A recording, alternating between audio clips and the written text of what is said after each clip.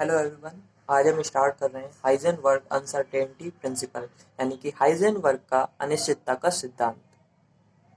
ये इन्होंने 1927 में बताया था कि किसी मूविंग पार्टिकल जैसे इलेक्ट्रॉन, प्रोटॉन या न्यूट्रॉन जो स्मॉल पार्टिकल हैं कि एक साथ वेलोसिटी या मोमेंटम एंड पोजीशन को डिटरमाइन नहीं किया जा सकता, यानी कि एक साथ उसे नहीं बताया जा सकता।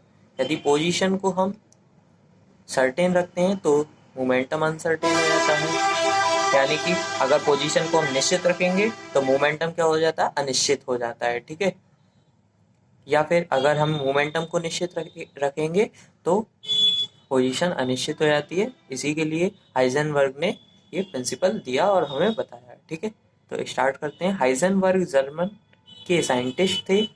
उन्होंने 1927 में यह प्रिंसिपल प्रतिपादित किया। इस प्रिंसिपल के अकॉर्डिंग किसी moving particle electron, proton, neutron की एक साथ वेलोसिटी या मोमेंटम और पोजीशन को डिटरमाइन नहीं किया जा सकता। ये हाइजेनबर्ग ने बताया था। यदि पोजीशन को सर्टेन किया जाता है तो मोमेंटम अनसर्टेन हो जाता है, और यदि मोमेंटम सर्टेन किया जाता है तो पोजीशन अनसर्टेन हो जाती है। ठीक है, इसलिए इसे हाइजेनबर्ग ने अनसर्टेनिटी प्रिंसिपल कहा। ठीक है, अनिश्चितता का सिद्धांत किया, क्योंकि यहाँ पर निश्चित नहीं हो पा रही थी दोनों चीजें एक साथ। तो इसके लिए एक इक्वेशन दी थी, equation of Heisenberg uncertainty principle. इसे शॉर्ट में लिख दिया HUP, इक्वेशन ऑफ HUP। तो इक्वेशन क्या है, del x dot del p और del b equal greater than equal to H upon 4 pi. ठीक है, तो इसमें x क्या है, पोजीशन ऑफ इलेक्ट्रॉन है, p momentum of electron, b velocity of electron, h क्या है यहाँ पर, प्लांक कांस्टेंट। ठीक है, तो इसका वेरिफिकेशन भी दे रखा है, प्रूफ दे रखा है इसका।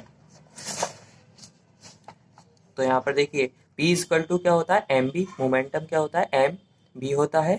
तो p की जगह हमने mb लिख दिया यहाँ पर। तो del x dot m del b greater than equal to H upon 4 pi. तो यहाँ पर m क्या है, मास ऑफ इलेक्ट्रॉन है। ठीक है, तो अब इसका प्रूफ दे दिया यहाँ पर।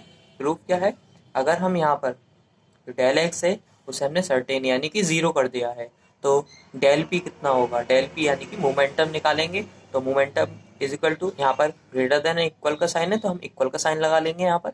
ठीक है, एम डेल बी की जगह डेल पी माना है हमने, तो del x dot del p equal to H upon 4 pi. तो यहाँ पर डेल पी यहाँ पर रहने दिया, डेल एक्स नीचे आ जाएगा यहाँ पर क्योंकि मल्टीप्लाई में था।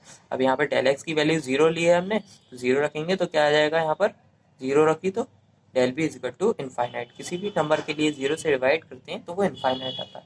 तो हमने यहाँ पर पोजीशन निश्चित करी तो मोमेंटम जो है वो अनिश्चित हो गया। ठीक है, अगर इसी का उल्टा करके देखते हैं यहाँ पर similarly, del p is equal to 0 रखा तो del x is equal to infinite हो जाएगा। ठीक है, तो इसकी लिमिटेशन क्या है, this rule apply only small moving particle, neither large moving particle as earth and sun.